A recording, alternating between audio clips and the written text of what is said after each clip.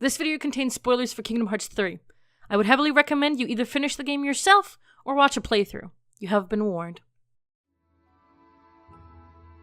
So, Kingdom Hearts 3 came out a few days ago, a game I so anticipated and fell in love with and was so excited to play. Of course, it completely blew my expectations out of the water. I loved everything about it. Amazing sound, music, the beautiful graphics and cutscenes that completely held more emotions than I've ever seen a Kingdom Hearts game have. And it had such stunning and satisfying combat, and you could think it was the perfect game. Except that it's not.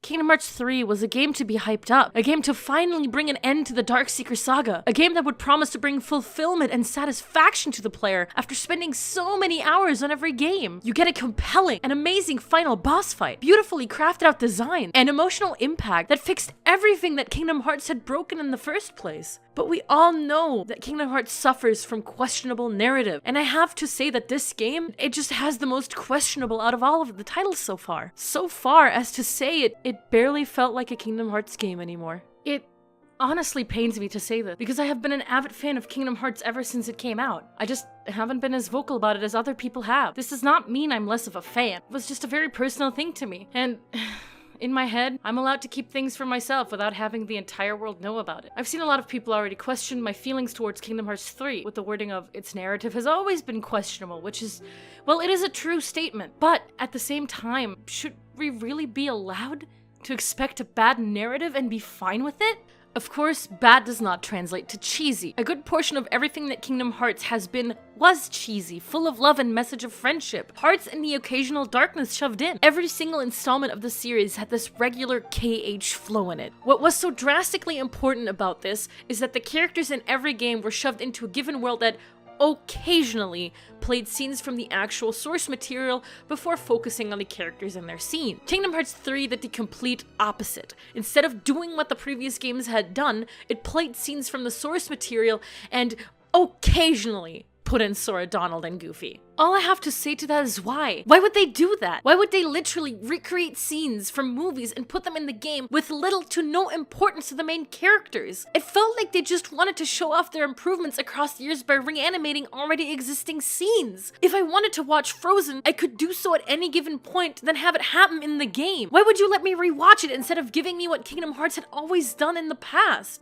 It feels disheartening. It feels like you've been robbed from an experience that could have gone differently. Pirates Entangled suffered the same fate. While their worlds are relatively the best ones to explore and run around in, the story aspect was so little in originality that it was already sad. Toy Story, Big Hero 6, and Hercules, on the other hand, kept up that KH flow that was presented in the previous games. While every other world just felt like a fan fiction with your OCs shoved in, the story portion in these worlds were already over, and Sora and the others were written into the narrative, where everything revolved around them. Why is this such a switch in worlds? Why couldn't all of them be the same? It felt like the game constantly gave you a go, then stopped, then go, and then stopped again. It could never decide at what pace it wanted you to go. I can't figure out for the life of me if these decisions were made on purpose or if Disney had a leash around Square and told them the things they could do with their movies. I'm really not sure at this point. Not only that, I had an issue that they never installed a second visit like they had in Kingdom Hearts 2. Now that they had the built-up worlds, these second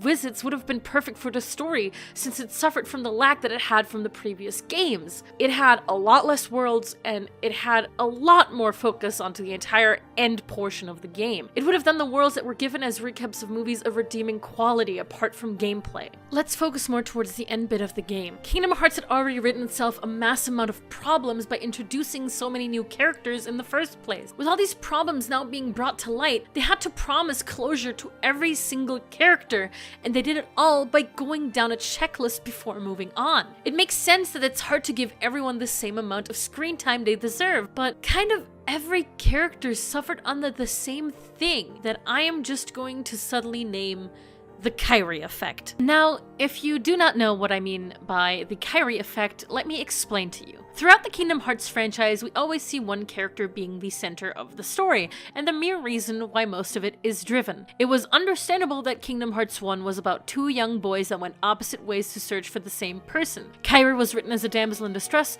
a plot device, yet we barely see her. In Kingdom Hearts 2, she had been more assertive and more confident in herself, yet we barely got any real character development of her either, which which is what people seeked of her. Now, with all the hopes and wishes towards Kingdom Hearts 3 having been skyrocketed up to Kyrie to finally become relevant, we were so eager to see what they finally would do with her. And what did we get? We got nothing again. No real character development. Just a plot-driving device and a romantic interest to the main character. Why? Female characters are more than that! The Kyrie Effect in this story is that a character that seems to be important isn't important at all. This seems to happen heavily throughout the end bit of Kingdom Hearts 3. Aqua takes ages to react to Ventus being literally breathed on and thrown over. Kyrie has her own Keyblade, yet when Terranort comes her way, she stands there like a cardboard cutout, and Riku, the one who seemed the most badass out of the entire cast, seems to be locked behind an unmoving screen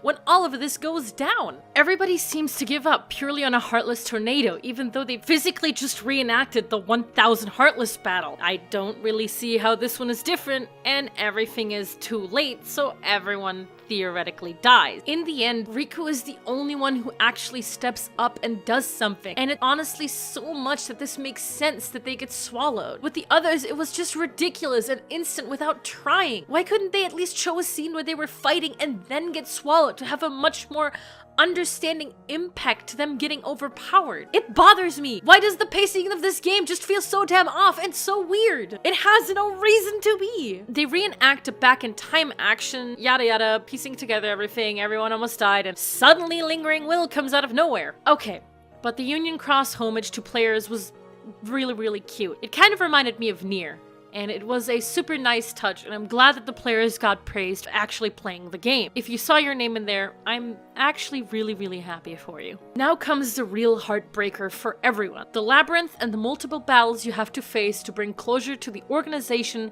and the many forms of Xehanort that existed. The reuniting moments of the C-Cell trio and the BBS trio were wonderful and emotional, and every member of the organization felt human and hurtful, and even Ansem and Xemnas had good closure, and you legitimately could feel the pain and hurt they went through in their lines.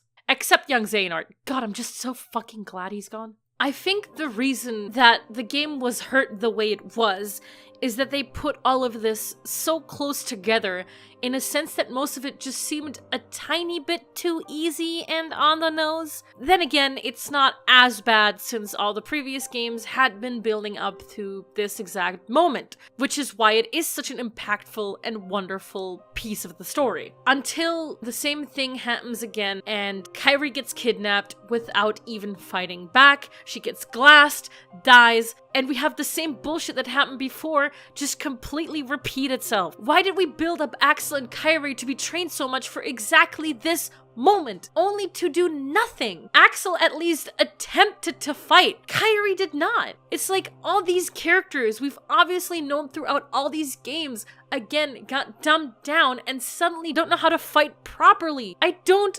understand. It makes me so sad. When we take a look at the other titles all throughout Kingdom Hearts 1 to Kingdom Hearts Dream Drop Distance, every game's gameplay is different and everyone can agree that their favorite varies, but we can all agree that their emotions and the way they're written is insane. It's the pure reason why there are so many Kingdom Hearts fans to begin with, because it's charming and wonderful, and the game turns a person from caring about the aspect of, oh wow, I can't wait to visit this world, I can't wait to see these characters I know, to a fan who says, oh wow, I can't wait to see Sora, Donald, and Goofy react to this world themselves. That's how you know that you made a likable cast. The moment when the crossover part gets used to see the main cast that you saw growing up add their own little spark to the world, in Kingdom Hearts 3 it almost seems to forget that it was about that. Like it wasn't. It focused too hard on the crossover aspect that it forgot its main characters. Not to mention that Sora sacrificing himself at the end was probably the most unsatisfying aspect about this game. Why did they even have to sacrifice Kyrie to begin with? We all know they did it just to build up to the next game to come. How will you pull satisfaction of seeing everyone happy, yet the hero of the story is gone? There is no satisfaction. It leaves you hurt and empty and almost tricked.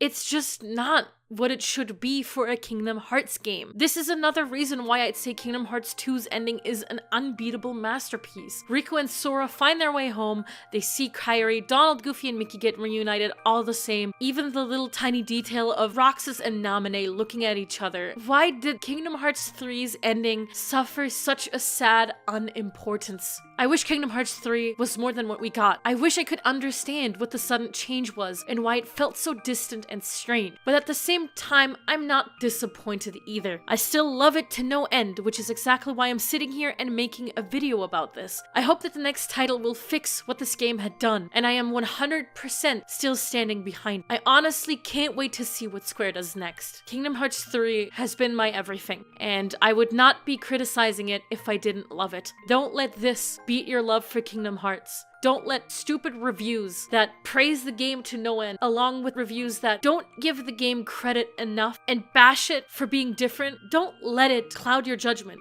We have to be a fandom that shows their appreciation, but we also have to not blindly worship it, or else we'll just have the same things happen all over again. Thank you guys for listening. I hope you guys understand.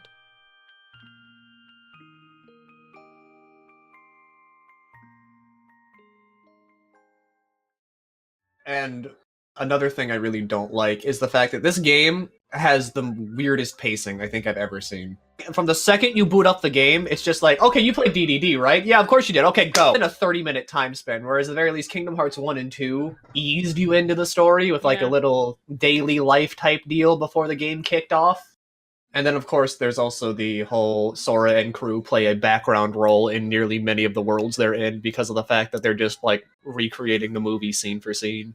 Like, let's be real, Pirates of the Caribbean world was just Pirates of the Caribbean movie. And so was Frozen. Frozen was just the movie, and then Sora is there sometimes. We can say hi. Look, there he is. Okay, back to Frozen. I just wish that, like, a lot of the Kingdom Hearts characters kind of got more screen time, or, like, maybe we could have cut back to what Mickey and Riku were doing more often. Kyrie always drops hard, though. Like, Kyrie just can't catch a break. There are so many opportunities for her to actually be a relevant and helpful character, and yet they just completely botch every single attempt to try to do that. I told her that I feel like this game is way too wrapped up in its production value to, like, actually do much else with it. Because, yeah, you can go through and recreate the worlds scene for scene now, but should you? It's like Square just wanted to show that, look at what the impressive things we can do. Visually, I stand by this. The game's fantastic. It is so goddamn pretty. They treat it like a portfolio. I don't remember the last Pirates of the Caribbean movie whenever it came out. The movie itself didn't need to be implemented, but it was phenomenal in its own sense. Uh-huh. But it just, again, didn't need to be portrayed the way it did. I feel bad because it hurts me to criticize this game like this, because I am so in love with Kingdom Hearts, and Kingdom Hearts is so important. I love the games, and it's because I love the games that I want to point out the negative.